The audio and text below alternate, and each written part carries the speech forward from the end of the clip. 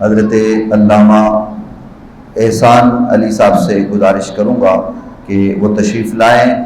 اور آج کی اس عرس کی تقریب سے خطاب فرمائیں۔ الحمدللہ الواحد الاحد فی ذاتہ وصفاتہ واسمائہ وافعالہ واحکامہ، والصلاة والسلام علی خاتم النبیین وعلى آلہ الہادین واصحابہ الذین شادوا الدین، اما بعد فاعوذ باللہ من الشیطان الرجیم، بسم اللہ الرحمن الرحیم، یا ایہا الذین آمنوا لا تقدموا بین یدی اللہ ورسولہ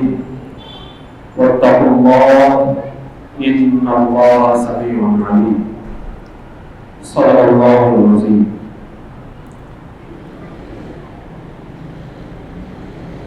حضرات گرامی، میں جس جگہ کھڑا ہوں میں اس کے لائق تو نہیں، خاص طور پر جب میں اپنے بائیں جانب اور دائیں جانب دیکھتا ہوں تو اپنے آپ کو ایک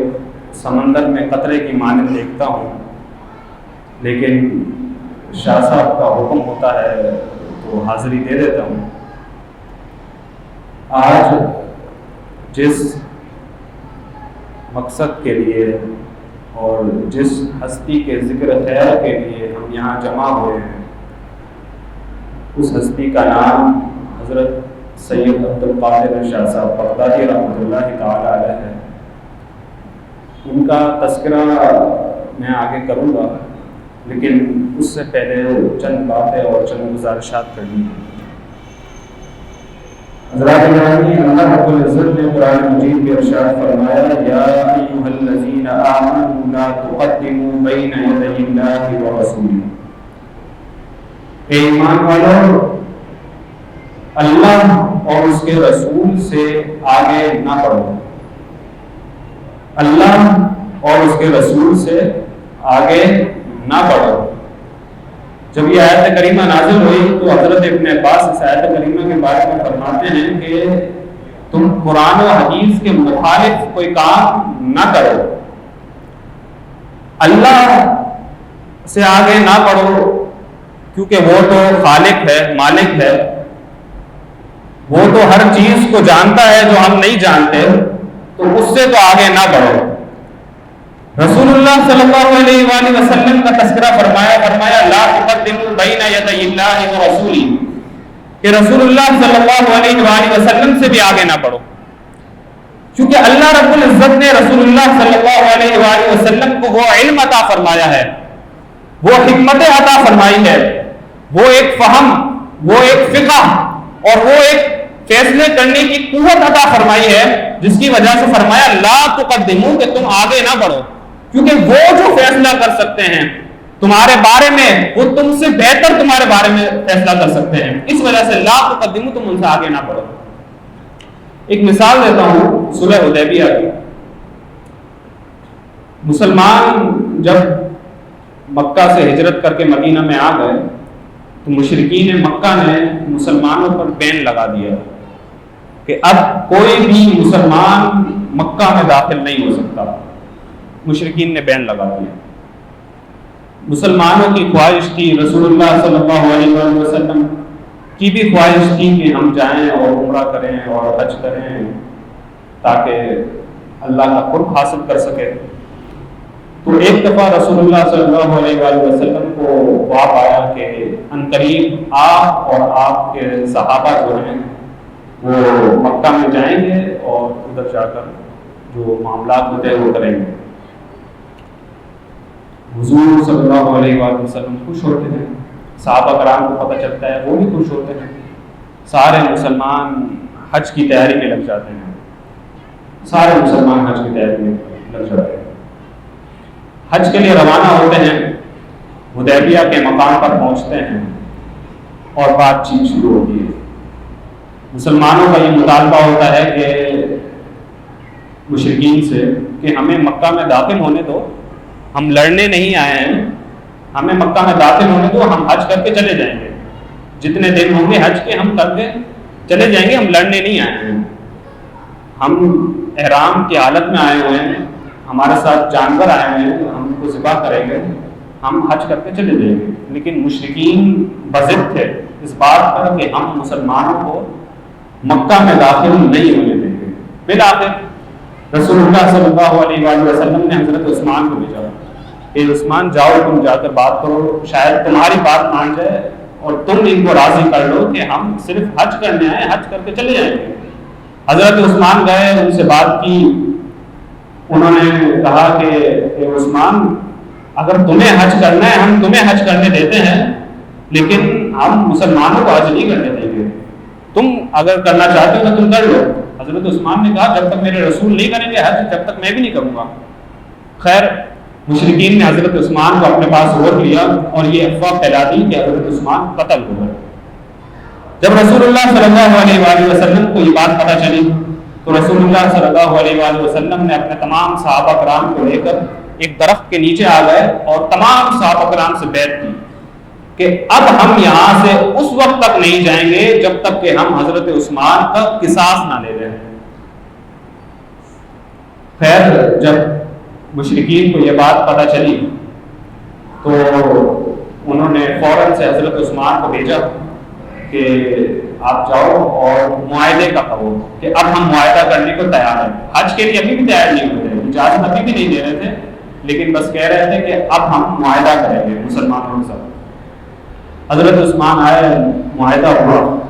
اب یہاں یہ بات غور کرنے کی ہے کہ مسلمان حق پر تھے، مشرکین باطل پر تھے، اس کے باوجود مشرکین کی طرف سے یہ مطالبہ ہوتا ہے کہ آپ ہمارے ساتھ معاہدہ کر لو۔ حق پر ہونے کے باوجود حضور صلی اللہ علیہ وآلہ وسلم مشرکین سے معاہدہ کر لیتے ہیں۔ سب سے پہلے تو صحابہ کرام کو اس بات کا بڑا دکھ ہوتا ہے کہ ہم حق پر ہونے کے باوجود بھی ان باطل لوگوں سے، ان مشرکین سے معاہدہ کیوں کر رہے ہیں۔ سب سے پہلے اس بات کا غم ہوتا ہے۔ اس کے بعد جو معاہدے میں شکیں ہوتی ہیں، جو پوائنٹس معاہدے میں جو طے ہوتے ہیں، اس میں بھی ایسی چیزیں ہوتی ہیں جو مشرکین کی منمانی کی ہوتی ہے، جس سے مسلمانوں کو بظاہر نقصان ہو رہا ہوتا ہے، پھر بھی حضور صلی اللہ علیہ وسلم وہ معاہدہ کر لیتے ہیں۔ خاص طور پر حضرت عمر جو تھے وہ حضور اکرم صلی اللہ علیہ وآلہ وسلم کو کہنے لگے، ان سے عرض کی کہ یا رسول اللہ یہ معاہدہ ہمارے نقصان دہ ہے، ہمیں اس کا نقصان ہوگا۔ لیکن رسول اللہ صلی اللہ علیہ وسلم نے فرمایا نہیں، میں جو چیز دیکھ رہا ہوں، میں جو نتائج دیکھ رہا ہوں وہ تم نہیں دیکھ رہے۔ اس معاہدے کی وجہ سے آگے کیا ہونے والا ہے وہ تمہیں بعد میں پتہ چلے گا۔ اور وہی ہوا، اگر یہ معاہدہ نہ ہوتا تو فتح مکہ کبھی ہوتی نہیں۔ اس معاہدے کی وجہ سے مسلمان 2 سال بعد صلح حدیبیہ میں 1400 تھے، 2 سال بعد اس معاہدے کی وجہ سے مسلمان 10,000 کا لشکر لے کر آئے، نہ صرف حج و عمرہ کیا بلکہ مشرکین کو شکست بھی دی اور مکہ بھی فتح کر لیا 2 سال بعد۔ اس معاہدے کا یہ بہت بڑا فائدہ ہوا کہ فتح مکہ ہو گیا۔ تو حضرات گرامی یہ ہے لا تقدموا بین یدی اللہ ورسولہ، کہ اللہ اور اس کے رسول سے آگے بڑھنے کی کوشش نہ کرو، ان سے آگے نہ بڑھو، کیونکہ وہ جو چیزیں دیکھتے ہیں، وہ جو فیصلے کر سکتے ہیں وہ تم نہیں کر سکتے، اور تمہاری وہ سمجھ میں وہ فیصلے نہیں آ سکتے۔ پھر رسول اللہ صلی اللہ علیہ وسلم کو یہ جو چیز عطا کی تھی اللہ رب العزت نے، وہ علم، حکمت، فیصلہ کرنے کی قوت، وہ پھر صحابہ کرام میں منتقل ہوئی، صحابہ کرام سے تابعین، تابعین سے تبع تابعین۔ صحابہ کرام کی ایک مثال دیتا ہوں، صلح امام حسن، حضرت علی رضی اللہ تعالی عنہ کے دور میں جنگ ہوتی ہے مسلمانوں کے درمیان، بہت بڑی جنگ ہوتی ہے، جنگ صفین۔ حضرت علی فیصلہ کرتے ہیں مخالفین سے جنگ کرنے کا، حضرت علی جنگ کرتے ہیں اور پھر وفات پا جاتے ہیں۔ اس کے بعد امام حسن آتے ہیں، اقتدار سنبھالتے ہیں۔ امام حسن کے آنے کے بعد امام حسن انہی مخالفین سے صلح کر لیتے ہیں۔ ذرا سوچیں، حضرت علی انہی مخالفین سے جنگ کر رہے ہیں، اور امام حسن کے آنے کے بعد وہی مخالف ہے، لیکن امام حسن صلح کرتے ہیں۔ حضرات گرامی، ذرا اس حالت کو اپنے اوپر دیکھیں کہ اگر یہی سچویشن ہمارے پاس آ جائے کہ ہمارے والد کے ساتھ، باپ کے ساتھ، دادا کے ساتھ کوئی اس طرح کا برتاؤ کرے تو ہم تو بدلہ لیں گے۔ ہم تو اگر بدلہ نہ بھی لیں تو کم از کم ہم ان سے بات نہیں کریں گے، ہم ان سے ناراض ہو کر بیٹھ جائیں گے، ہم جو بات نہیں کریں گے، آخر وقت تک ہم بات نہیں کریں گے۔ لیکن حضرت علی ساری زندگی مخالفین سے جنگ کرتے رہے، امام حسن آتے ہیں صلح کر لیتے ہیں۔ کیا وجہ؟ یہ وہی ہے لا تقدموا بین یدی اللہ ورسولہ، کہ وہ جو فیصلہ کرتے ہیں اس فیصلوں کی سمجھ تمہیں نہیں آ سکتی۔ حضرت علی نے جو جنگ کی تھی وہ اس وجہ سے کی تھی کہ حق اور باطل کے درمیان جو ایک لکیر کھینچنی تھی وہ کھنچ جائے، حق اور باطل کے درمیان جو تمیز ہونی تھی وہ تمیز ہو جائے، تاکہ باقی آنے والے لوگوں کو پتہ چل جائے کہ حق پر کون تھا اور باطل پر کون تھا۔ اس وجہ سے حضرت علی نے جنگ کی۔ اور جب حضرت امام حسن آئے تو انہوں نے دیکھا کہ اب حق اور باطل میں تمیز ہو چکی ہے، لوگوں کو پتہ چل چکا ہے کہ حق پر کون ہے اور باطل پر کون ہے۔ تو اب اگر حضرت امام حسن جنگ کرتے تو یا وہ اقتدار کی خاطر کرتے یا بدلہ لینے کی خاطر کرتے، ان میں ان دونوں باتوں میں سے کوئی ایک بات بھی نہیں تھی۔ تو انہوں نے کہا کہ آخر اقتدار لے لو، اور کچھ معاہدات طے ہوئے اور صلح کر لی۔ اور اس صلح کا بہت بڑا فائدہ ہوا مسلمانوں کو کہ ایک وہ جو شروع سے چلا آ رہا تھا، ایک فتنہ و فساد پھیلا ہوا تھا مسلمانوں کے درمیان، جو سازشیں ہو رہی تھی، اس سازشوں کو امام حسن نے اس صلح سے ختم کر دیا اور مسلمانوں کو بہت بڑا فائدہ ہوا۔ یہی ہے لا تقدموا بین یدی اللہ ورسولہ، کہ اللہ اور اس کے رسول سے آگے نہ بڑھو۔ وہ جو فیصلہ کرتے ہیں، وہ جو سمجھتے ہیں معاملات کو، وہ جو ایک برجستہ فیصلہ کر سکتے ہیں، وہ تم نہیں کر سکتے اور وہ تم نہیں سمجھ سکتے۔ اور حضور سے پھر یہی صلاحیت جو تھی فیصلہ کرنے کی، یہ صحابہ کرام میں منتقل ہوئی، صحابہ کرام کے بعد تابعین میں، تابعین کے بعد تبع تابعین کے بعد تبع تابعین کے بعد آج بھی ایسے لوگ ہیں جو اس طرح ایک پختہ فیصلہ کر سکتے ہیں جس کی وجہ سے معاملات بہتر ہو سکتے ہیں۔ حضرات گرامی، سید عبد القادر شاہ صاحب بغدادی رحمۃ اللہ تعالی علیہ کا تذکرہ چل رہا ہے، تو ان کے حوالے سے بھی چند ایک باتیں کر لیتا ہوں۔ شاہ صاحب نے ان کی سوانح حیات میں بہت سی باتیں لکھی ہے، چند باتیں بتا دیتا ہوں کہ آپ بھی لا تقدموا بین یدی اللہ ورسولہ پر پورا عمل کرتے تھے، شریعت کے مخالف کوئی کام نہیں کرتے تھے۔ آپ جو تھے وہ رات میں بہت کم آرام کیا کرتے تھے اور رات دن بس یاد الہی میں بسر کیا کرتے تھے، سارا دن تصوف کی طرف مائل ہوتے تھے، سارا دن قرآن کا پڑھتے پڑھاتے اور شریعت کے مخالف کوئی کام نہیں کیا کرتے تھے۔ اور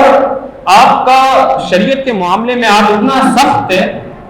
کہ آپ خود تو شریعت کے مخالف کوئی کام نہیں کرتے تھے، لیکن اگر کوئی کر لیتا تو وہ کوشش کرتا تھا کہ میں شاہ صاحب بغدادی شاہ صاحب کے سامنے نہ آؤں، کیونکہ وہ جب بغدادی شاہ صاحب کے سامنے آتا تھا تو بغدادی شاہ صاحب اس کو ڈانٹ دیتے تھے، اس کو گرجتے تھے، اس پر برستے تھے، تو وہ بغدادی شاہ صاحب کے پاس نہیں آتا تھا۔ تو اتنا سخت معاملات رکھتے تھے شریعت کے معاملے میں۔ تو حضرات گرامی، آج بھی ایسے لوگ ہیں